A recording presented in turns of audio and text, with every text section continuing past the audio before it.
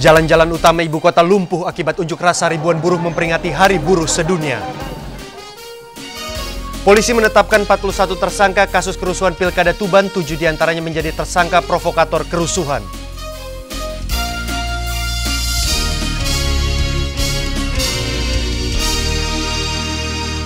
Selamat sore, saya Putra Nababan dan suasana ibu kota Jakarta di peringatan Hari Buruh Sedunia menjadi laporan utama kami hari ini. Pemirsa, inilah Seputar Indonesia.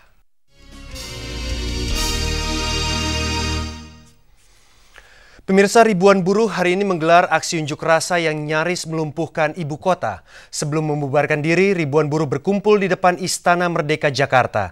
Apa makna dibalik unjuk rasa buruh besar-besaran ini? Segera kita temui Aiman Wicaksono yang memantau aksi tersebut di Istana Merdeka. Aiman, kita lihat konsentrasi demo buruh hari ini ada di 3 titik. Pertama, Gedung DPR, Bundaran HI, dan Istana Merdeka. Melihat aksi yang begitu massal, apakah bisa disimpulkan gerakan buruh kali ini solid? Iya, Putra, saat ini memang Anda dan pemirsa sudah tidak bisa melihat lagi buruh karena sudah membubarkan diri yang seharusnya memiliki jadwal jam pukul 17 tadi, namun setelah membubarkan diri sebelum pukul 17, yakni sekitar pukul 16 sore, artinya 1 jam lebih maju dibandingkan jadwal semula. Menjawab pertanyaan Anda bahwa apakah demo atau aksi unjuk rasa para buruh kali ini solid, memang tampaknya banyak sekali jumlah buruh yang datang ke Jakarta. Dari catatan kami mendapat data bahwa ada 67 organisasi buruh dengan 70.000 peserta. Namun jika kita amati dari pergerakan buruh ini, maka ada kemungkinan bahwa buruh ini tidak memiliki satu visi dalam aksi unjuk rasa kali ini. Jika kita lihat di gedung DPR, mereka memulai aksinya pada pukul 10 pagi tadi dan bubar pada pukul 15. Dan setelah dari DPR, yang kami pikir bahwa buruh akan melanjutkan aksinya ke Istana Merdeka, namun tidak demikian halnya.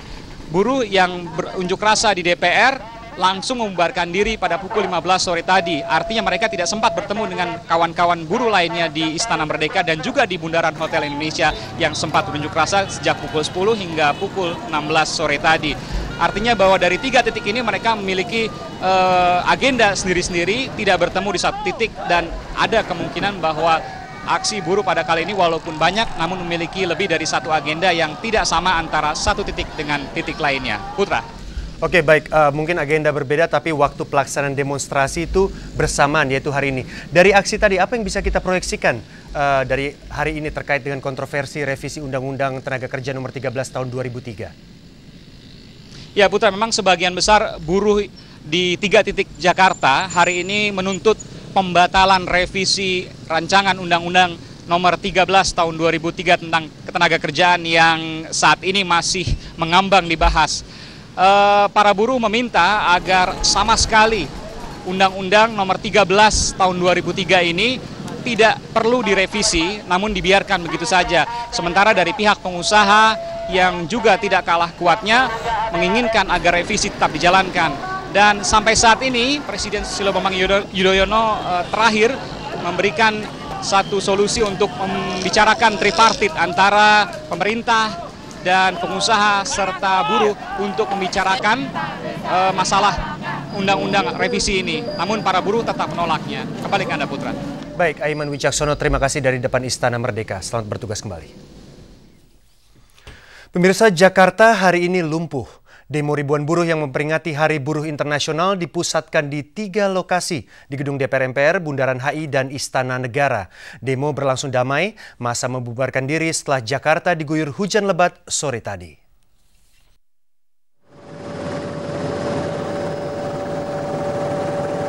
Sejak Senin pagi, massa buruh mulai bergerak menuju Jakarta.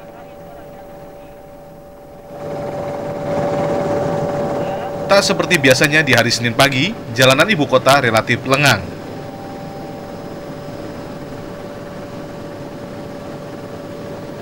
Sementara dari kawasan Tanjung Priuk, massa buruh yang tergabung dalam Aliansi Buruh Menggugat ABM, jam 10 pagi mulai bergerak menuju Bundaran HI menggunakan bus dan truk. Ribuan buruh yang tergabung dari Aliansi Buruh Menggugat dari wilayah Jabotabek berdatangan secara bertahap. Sekitar pukul 10.30, orasi mulai digelar di Bundaran HI.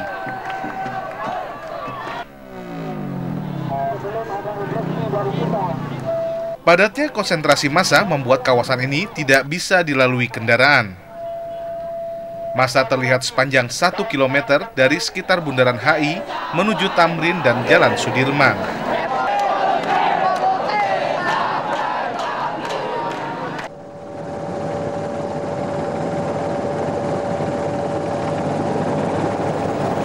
Menjelang pukul 11, sekitar 100.000 buruh dari 7 serikat buruh seperti SPSI, SBSI, SPN dari wilayah Jabodetabek dan Bandung tiba di gedung DPR MPR. Di sini massa terpusat di pagar hingga memadati ruas jalan depan gedung DPR MPR hingga kawasan Semanggi. Beberapa buruh sempat lompat pagar. Sekitar jam 11.30, 50 wakil buruh diterima oleh anggota Komisi 9 DPR. Usai menerima wakil buruh, anggota Komisi 9 berorasi di depan pagar DPR MPR menegaskan sikap mereka tidak akan merevisi Undang-Undang Ketenagakerjaan. Percayakan kepada kami yang di DPR dan tolong catat kami yang ada di sini, semua fraksi yang ada, supaya ketika pembahasan hal untuk persoalan buruh ini, DPR wakil rakyat jangan ada yang terbeli oleh siapapun juga. Siswa, hidup wartawan, hidup aparat.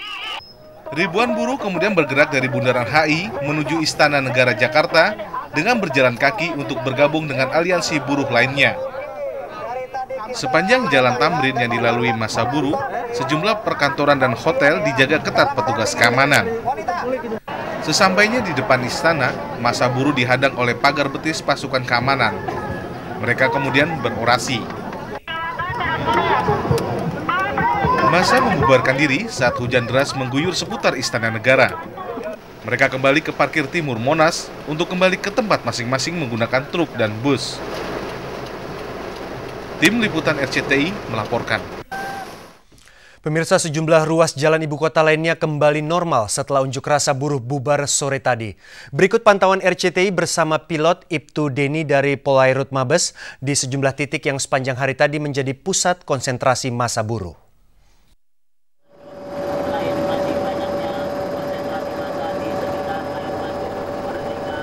Seperti tampak dari liputan udara, ruas-ruas jalan yang digunakan oleh para pengunjuk rasa sudah berangsur pulih.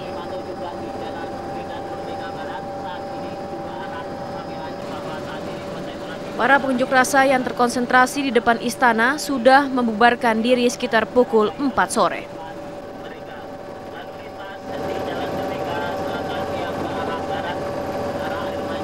Ruas-ruas jalan di sekitar istana telah kembali normal. Sedikit kerumunan nampak di seberang istana, namun massa tidak lagi melakukan aksinya.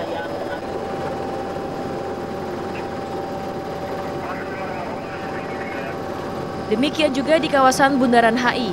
Massa sudah meninggalkan kawasan tersebut sejak pukul 3:30 sore tadi.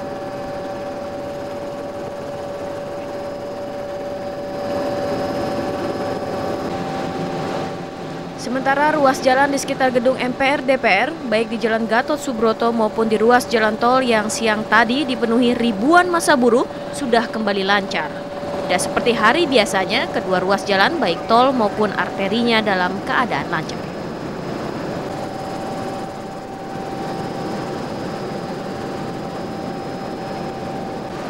Ruas jalan lainnya seperti kawasan Harmoni hingga tol Kebonjeruk juga dalam keadaan lancar. Kontributor RCTI melaporkan. Pemirsa, aksi buruh tidak saja terjadi di ibu kota. Meski dalam skala yang lebih kecil, unjuk rasa memperingati Hari Buruh Sedunia juga terpantau di beberapa daerah, termasuk Medan, Surabaya, Makassar, Bali, Balikpapan, dan Ambon. Di Medan, aksi buruh dipusatkan di kantor Gubernur Sumatera Utara, Wali Kota Medan, dan gedung DPRD Sumut.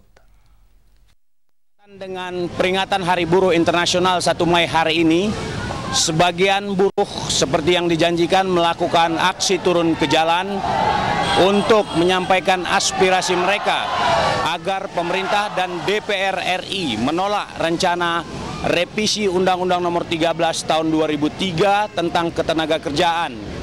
Tidak seperti yang diperkirakan, hanya sebagian kecil buruh yang ikut berdemo dengan turun ke jalan. Umumnya mereka menggunakan kendaraan sepeda motor dan mobil serta angkutan umum lainnya menuju pusat kota. Sasaran utama mereka adalah gedung Balai Kota Kota Madya Medan, gedung DPRD Medan, gedung DPRD Sumatera Utara, dan kantor gubernur. Karena aksi ini berjalan secara tertib, maka tidak sampai mengganggu aktivitas masyarakat dan lalu lintas di jalan-jalan, sehingga memudahkan aparat kepolisian yang telah disiapkan sejak awal untuk melakukan pengamanan. Dari Medan, Saiful Anwar dan Sueri melaporkan. Pemirsa, aksi demo ribuan buruh dalam rangka Hari Buruh Internasional juga berlangsung di sejumlah daerah.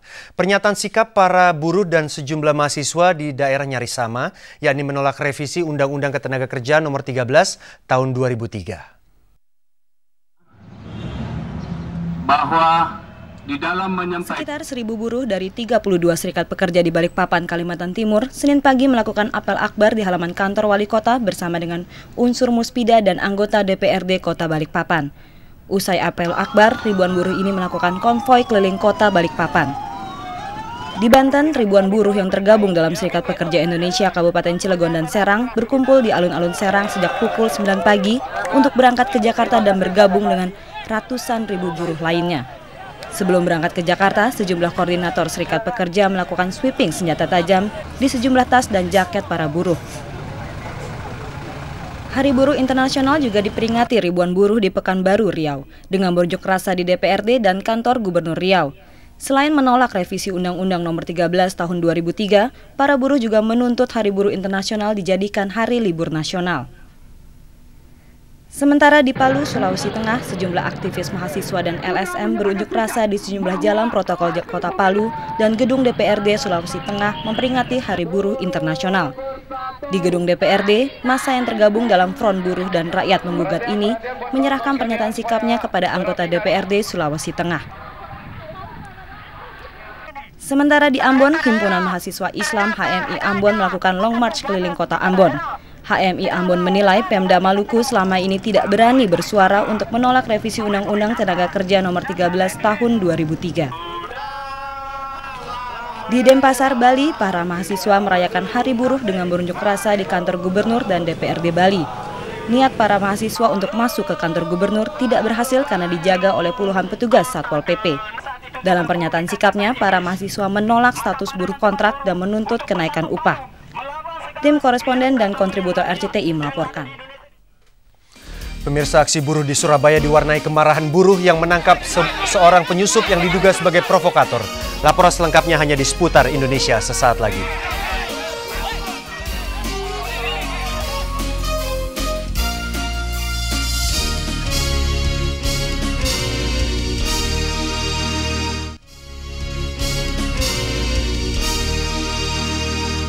Seorang penyusup dalam aksi unjuk rasa di depan gedung Negara Gerahadi di Jalan Pahlawan, Surabaya menjadi sasaran kemarahan pengunjuk rasa.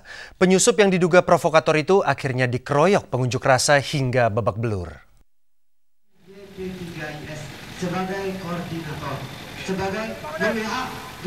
Seorang pria yang mengaku sebagai aktivis YP3S tiba-tiba berorasi di tengah pengunjuk rasa tanpa sepengetahuan koordinator aksi. Ketika diminta berhenti, ia justru semakin bersemangat. Kesal dengan ulahnya, beberapa pengunjuk rasa segera mengamankan penyusup ini. Aksi kekerasan kemudian tak terhindarkan. Pengunjuk rasa curiga penyusup adalah provokator.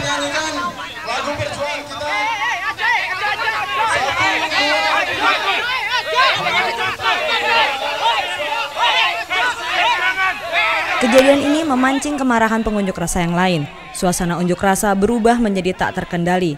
Beberapa massa bahkan berusaha menerobos barikade petugas. Korban pemukulan akhirnya segera diserahkan ke polisi. Koordinator aksi berhasil mengendalikan suasana dan membuat pagar betis mengelilingi massa aksi. Sementara itu, unjuk rasa buruh akhirnya bubar setelah perwakilan pengunjuk rasa ditemui pejabat pemerintah Provinsi Jawa Timur. Unjuk rasa ini tidak hanya diikuti para buruh, namun juga diikuti sejumlah aktivis PDIP lengkap dengan mobil partai tampak ikut dalam unjuk rasa di depan kantor Gubernur Jawa Timur. Dari Surabaya, Iwan Manaf dan Miftahul Arifin melaporkan. Sementara itu di Jombang, aksi buruh diwarnai aksi saling dorong antara pengunjuk rasa dengan aparat kepolisian.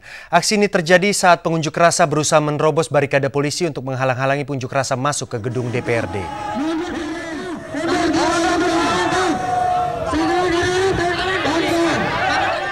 Polisi tidak mundur sementara pengunjuk rasa terus meringsek maju.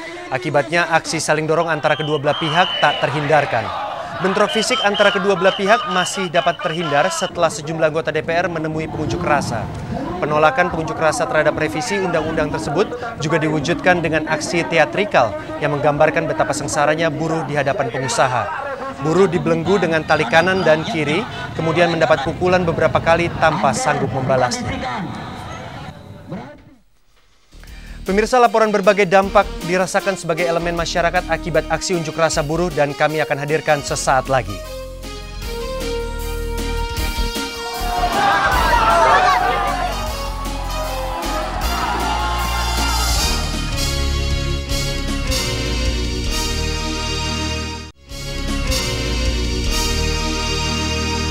Pemirsa, dampak dari digelarnya unjuk rasa massal buruh hari ini dirasakan berbagai elemen masyarakat di tanah air. Di Banten, demo buruh berbuntut kericuhan. Sejumlah buruh bersitegang dengan aparat karena mereka memblokir jalan akses Bandara Internasional Cengkareng. Di Medan, aksi buruh melumpuhkan proses bongkar muat di Pelabuhan Belawan. Sementara di Jakarta, unjuk rasa buruh nyaris melumpuhkan aktivitas warga masyarakat. Rasa aman untuk diberikan ruang gerak yang cukup. Sekitar 20.000 buruh yang tergabung dalam Forum Serikat Pekerja Tekstil Sandang dan Kulit berunjuk rasa dengan memblokir pintu belakang Bandara Soekarno-Hatta. Sempat terjadi kericuhan saat pengunjuk rasa mendorong truk untuk membubarkan blokade aparat keamanan.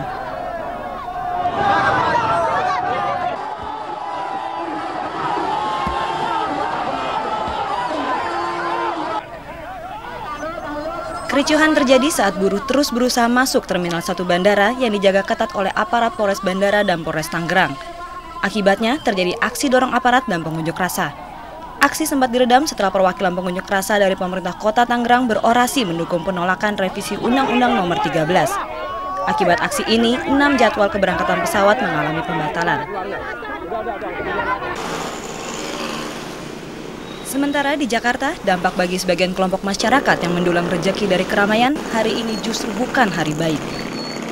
Karena ada demo, jadi yang makan kurang begitu. Pengurangannya bisa berapa persen kalau dalam persenan? Ya, biasa 100%, jadi 50% deh gitu. Ya, penumpangnya itu, penumpangnya nggak ada. Biasanya penuh atau gimana jam segini, Pak? Ya biasanya penumpang ya gini ada gitu ya penumpang. Sekarang ya kelihatannya kosong begini. Itu. Di Medan, dampak unjuk rasa buruh terjadi di Pelabuhan Belawan, Medan. Kegiatan bongkar muat di pelabuhan ini nyaris lumpuh karena truk-truk besar menghentikan kegiatannya di pelabuhan tersebut. Para pemilik truk tidak berani mengoperasikan truknya karena takut menjadi sasaran pelemparan massa. Akibatnya, para buruh bongkar muat di Pelabuhan Belawan tidak bisa bekerja. Tim Liputan RCTI melaporkan. Polisi menetapkan 41 tersangka kerusuhan di Tuban, Jawa Timur. 7 diantaranya menjadi tersangka provokator kerusuhan pilkada itu. Laporan selengkapnya sesaat lagi.